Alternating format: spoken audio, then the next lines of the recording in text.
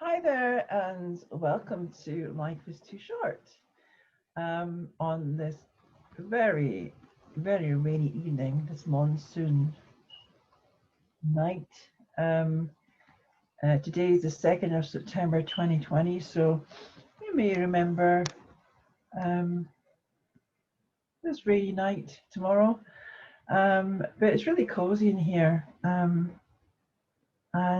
I was thinking to myself, my gosh, if I counted out how many weeks from March until now, um, I've come here.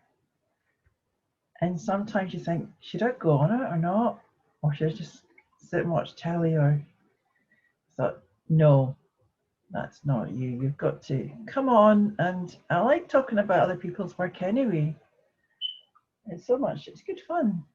Um, all the books that I've collected, and some I've read, some I've still to read. Um, but I tell you, on a night like this is a good night for reading. Looking through all your books, seeing your old ones and the recent ones you may have bought maybe last year even, or even through the post. That's another thing. I know we can buy from Amazon, but isn't it great to have a place where we can just, like a central place, we can just ask, well, that would be Scottish Poetry Library, National Library of Scotland, of course, as well, to name but a few.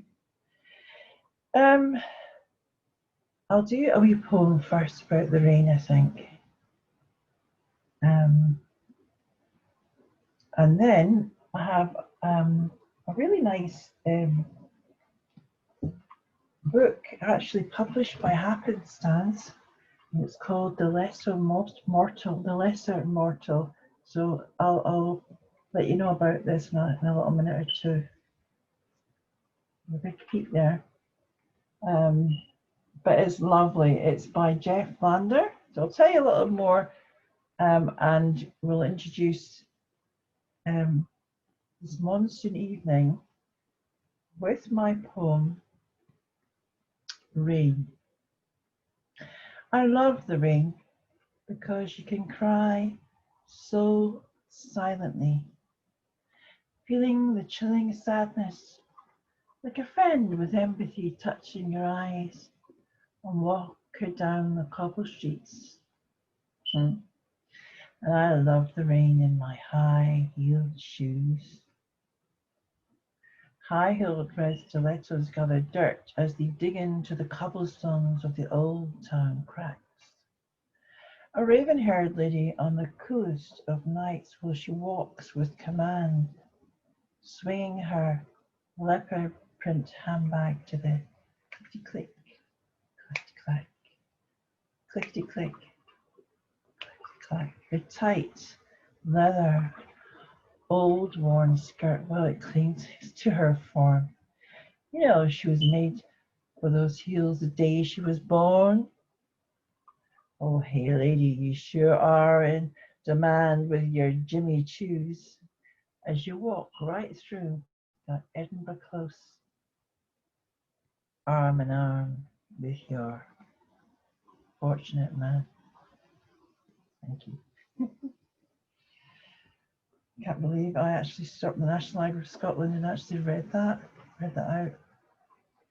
I'm so glad I did though, you know? The times I was nervous and the times I thought, I can't do this. Wow, I'm glad we did now. Because I hope we do have live events soon. Imagine dreaming about having live events. But we're not doing too bad with the online events. Oh yeah, and Scottish Writers Centre, if you go to the Facebook page, there is information about joining up for free until the 30th of September for a year. So you'll have a free membership for a whole year. And someone asked me, so what do I get from my membership? Well, we're writers, by writers, we're writers for writers. And it's great. We love our community. It's all about community and members. I guess it's like being part of a club. And we have such a laugh, such fun.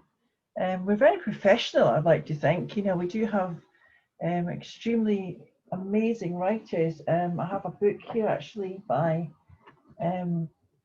this is an event, Moira McPartlin.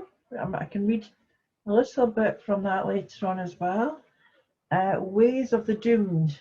And this was an event we had at the CCA in Glasgow.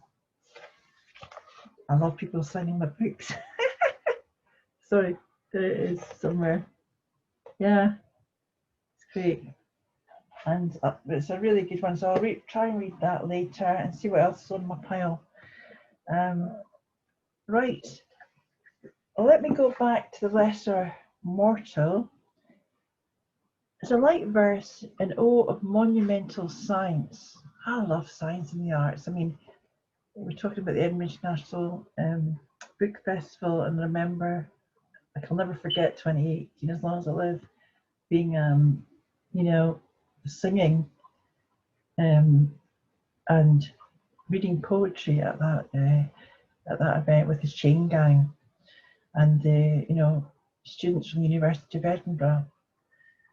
Anyway, stop it as I often do, go off and on somewhere else. Let me read a bit about this author. His name is, as I said, Jeff Lander. Both song lyrics and science fascinate Jeff Lander. After a stroke put paid to employment in computing, he began to copy out and later write his own lyrical poetry, initially as a way of recovering confidence in his right hand. He is now a regular attender at a local stanza group, who in the delightfully educative pages of his debut pamphlet, he calls in some of the great names of science, not all of them familiar to the lesser mortal, but then why on earth not? That's a lovely, you know, lovely comments at the back of this book. So I will just choose one, if I may. And I quite like this one. It's called Arthur Holly Compton and the Noble Napkin. According to the story in the mid-Atlantic Ocean, Arthur Holly Compton sketched the outline of an ocean, drew a Molly anode and an energy equation, took a sip of coffee and penciled quantization, spectroscopes and X-ray tubes. To most were unromantic, but thrilled the idle physics buff afloat on the Atlantic. Pity fellow diners doomed in calcite crystal patter talk of likely targets and the angle of the scatter. 2 years in a basement lab assessing oscillation. Sorry, these are different words. If someone knows the word to pronounce it better, let me know. Oscillation, is that right? Yeah. 2 years in a basement lab assessing oscillation and chasing a wavelength changes confirmed his dedication. A Nobel Prize was his reward, the 27 winner, all from thoughts he jotted on a napkin over dinner. Another project in due course meant working even harder, again with radiation in the deserts of Nevada. Arthur had his ups and downs, above all Washou's bumps, which chastened hasty drivers and were known as holly humps. Let's see. Right. I love, you know, these words, a lot of these scientific words are here to challenge me. I can see that. And I'm not trying to choose an easy one that's Oh, come on. Let's do this. Uh, Seminal antistrophe. Okay. Pay some heed due to the cosmic trendsetters. They like CMB because it's ancient. Bear with their foibles, their love of big letters. The points in verse 5, so be patient. These waves are ages as old Father Time. Well, odd, as when photons first sprang from expanding plasma, which cooled off to prime, all that has come from Big Bang. I hope you're still with me. It's so fascinating. Don't let your arty brain drift, and thank God some oddbods were anticipating a realistic red shift. The Crawford Hill story in some parts is sad. It's tough on the pigeons that pooped. But what luck both Wilson and Penzias had. How hard on those boys who were scooped. Of course, at the heart of this riveting topic lies one of those seminal twists. You'll find that this background is anisotropic, and that's why this planet exists. Okay.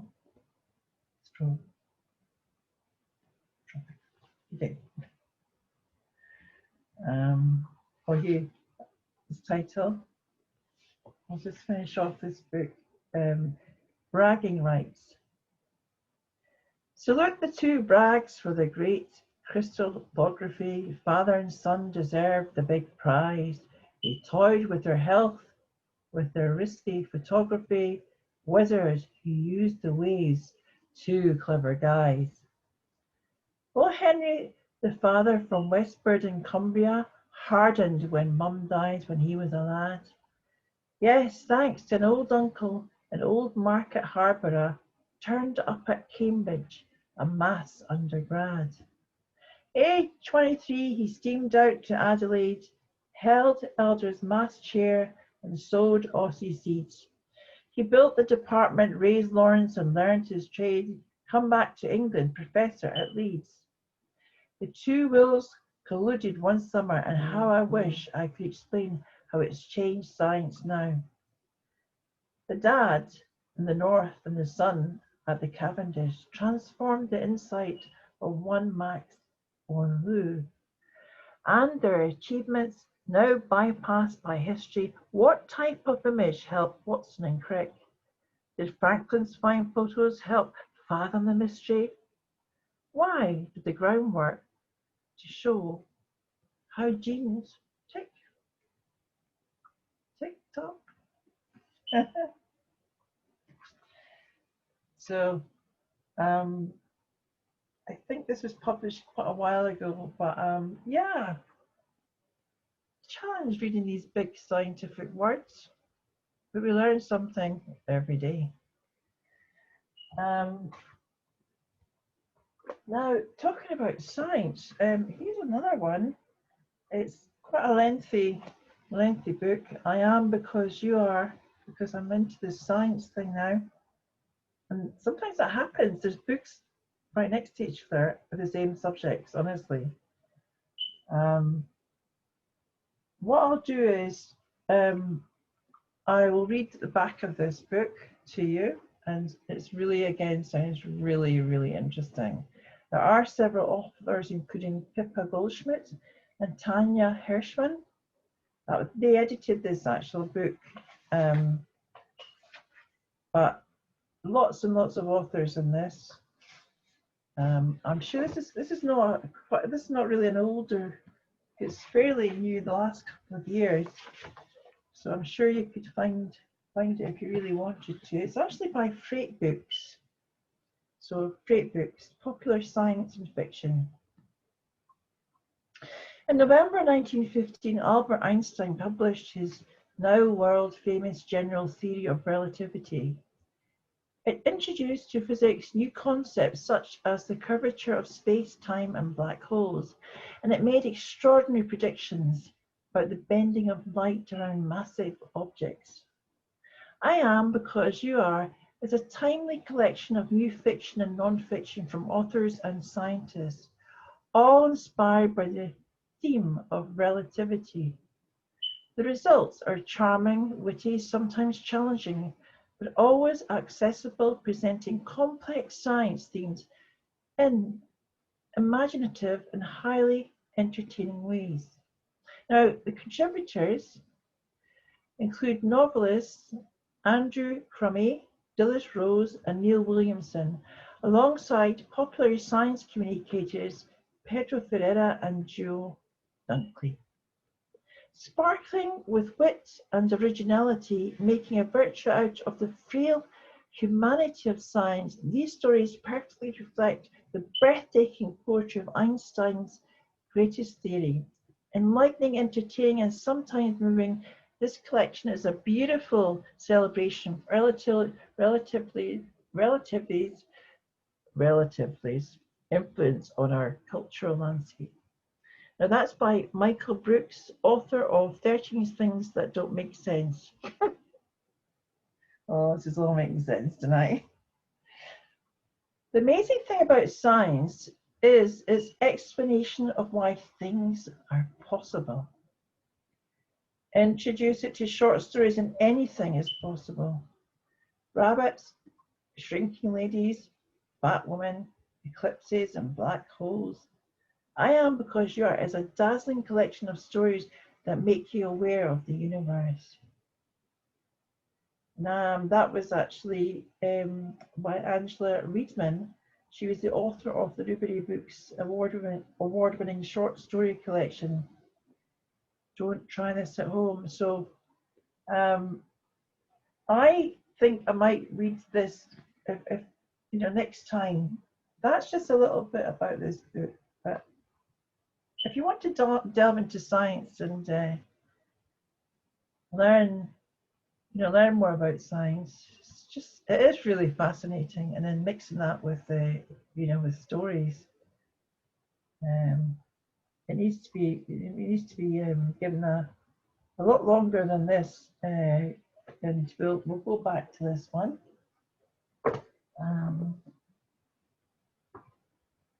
I'll go back to actually Moira McPartland's book, and I'd like to read a little bit about what this is about, actually. This is a bleak setting, a teenager who's barely equipped to cope, and a plot that's hard to predict, a gripping read. Sue Wallman, author of Lying About Last Summer. It's the year 2089 and everything is altered. The revolutions of the early 21st century have created a world divided between the privileged few and the native Celtic underclass. Sally is enjoying a typical carefree, privileged teenage life until it is smashed apart by the cruel death of his parents, and he is spirited away to live with ice-cold grandfather at a mysterious island penal colony. Sally's discovery that the captives are being genetically altered to remove all trace of their native origins triggers a chain of shocking events that reveal his grandfather's terrible secrets and ultimately the truth about himself. So, Moira McPartland.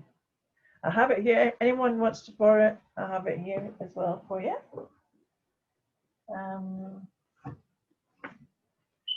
Yeah, as I say, when I have more company, we'll probably delve into those books more. I have here as well. I'd like to read a couple of poems because they're shorter. From Hardly Literature by the Hardly Boys. And this is by the authors of this: Kevin Cadwallader, Mike Dillon, John McGaughey, and Bob Shields. The Hardly Boys, Western. Yeah, we're going from science to Western. And here it says, riding in from the north like the four horsemen of the apocalypse, famine, death, pestilence, and ginger. I never know which big word I'm in. It's it's not all fun. This but oh, I know what one I can do. Tongue tied, tongue tied, and I'll tell you who that's by.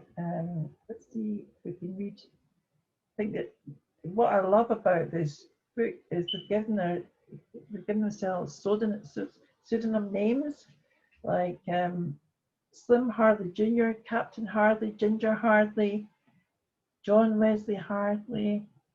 So I'd have to work out who that was. I'll tell you later.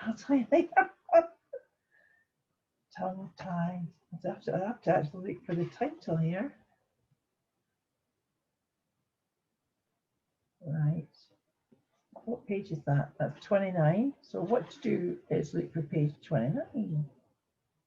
Is that Slim Hardley Jr.? Slim Hardley Jr. Anyway, how can I say I love you when you're sitting on my face? How can I say I love you when there isn't any space to insert an apt phrase? How can I say I love you when my mouth's full of lace, assorted spoils of the chase, and a network of taste? How could I say I love you when my lips are ablaze with the urge of your haste as you step up the pace to come first in this race?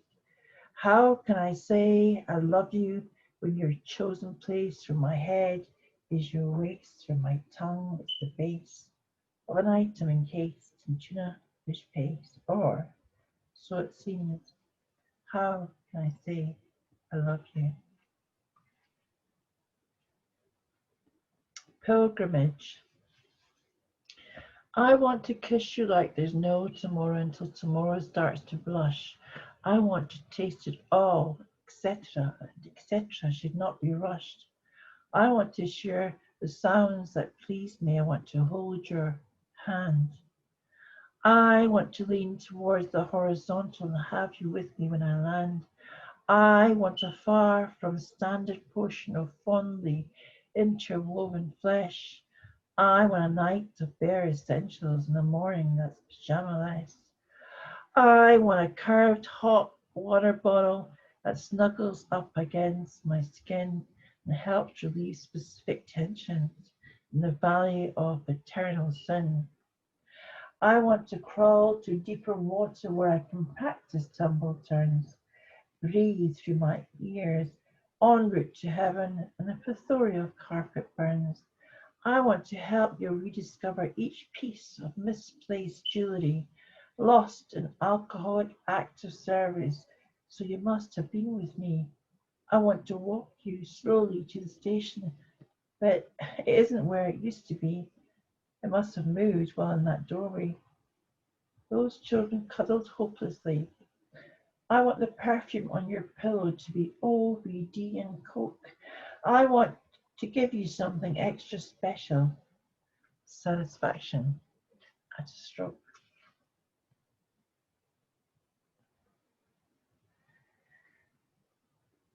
Hmm. Okay. The height of nonsense. I am intuitively tall at a time when fashion demands a more diminutive stance, and when I am nervous, I nibble the almost invisible hairs on the backs of my hands. I'm watching my weight, and it's still going up, so either I'm pregnant or it's something I ate. But I will not be tempted to interrupt a naturally developing state. I am exactly the size that a clumsy man should be, and this is not by chance. So there's absolutely no possibility of coincidence defining how I am, not balanced upon this face.